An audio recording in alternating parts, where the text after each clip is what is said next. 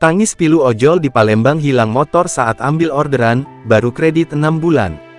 Pilu dialami Hadi Prayitno, 49, seorang driver ojek online di Palembang yang kehilangan sepeda motor saat parkir di depan portal masuk Mall Transmart, Jalan Radial, Kecamatan Ilir Barat I.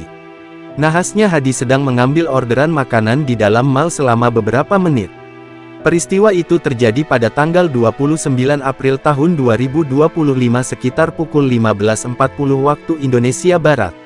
Ia kehilangan sepeda motor merek Honda Beat Street BG 4580 AD.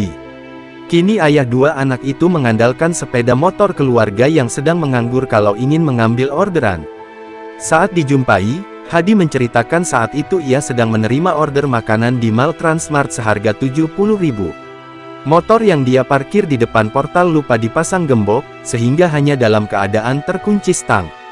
Dapat orderan makanan sekitar pukul 15.30 waktu Indonesia Barat. Saya masuk lalu keluar tidak sampai 10 menit lihat motor sudah tidak ada.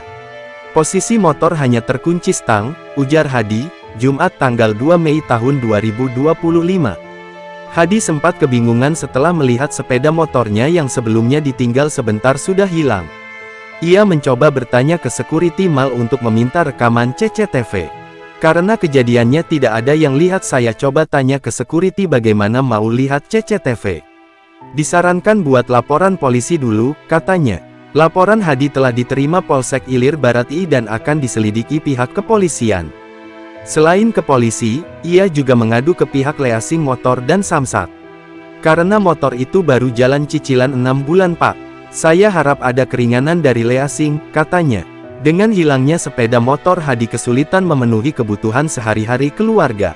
Penghasilannya sebagai driver ojol berkisar 100.000–170.000 per hari, sedangkan saat ini ia tak memiliki motor yang digunakan untuk menjadi driver.